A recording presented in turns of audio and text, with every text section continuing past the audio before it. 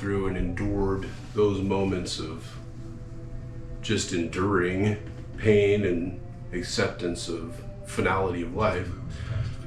Once you become well and you make it through the other side, where do you go from there? I feel like it's something akin to what soldiers go through in their PTSD from war, in the essence that, you know, you get a weird sense of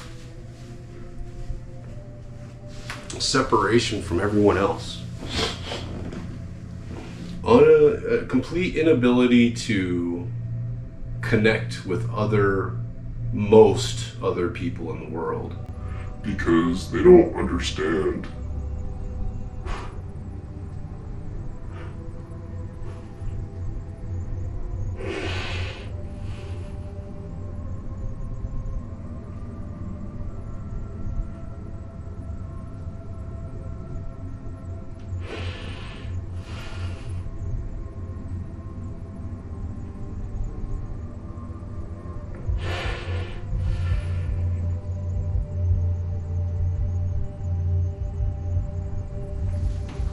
What it is to wish for death.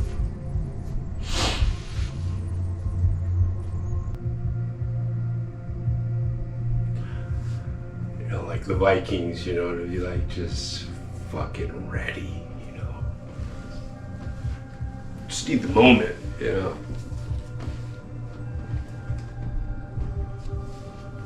I'd never want to or seek to in those times. I wish I did seek to at times, you know, but I never would have, and I never would seek or ever want to say anything to embody someone to harm themselves, you know. And I never would, and I never would seek to.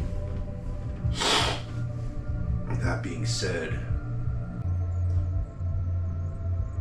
I did want an honorable chance a lot of times. I wanted that moment, and it just kept not happening. Just kept not happening. So I started to realize I'm supposed to do something. I'm here for a reason, because when you court your end so willfully and woefully and with abandon, and you still are here, then there's gotta be a reason, right?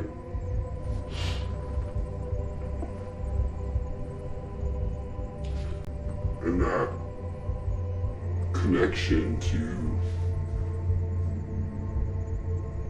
I guess, the darker parts, the shadow realm,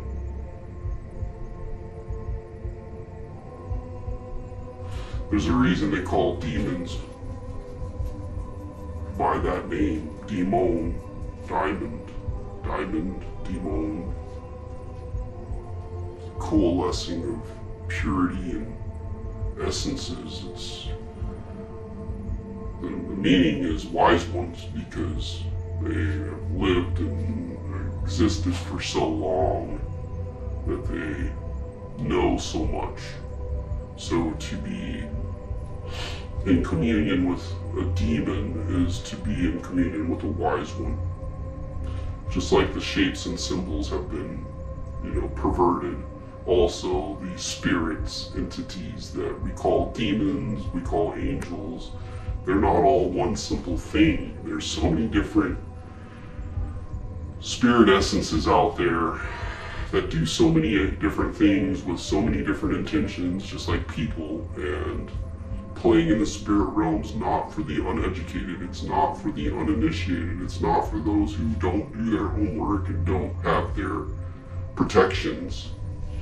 But at the same time, this is more regarding the astral realm, and then further capabilities and abilities when you start being courted by spirits. Once you have more power and energy and capability, then you basically be scouted, is what it is.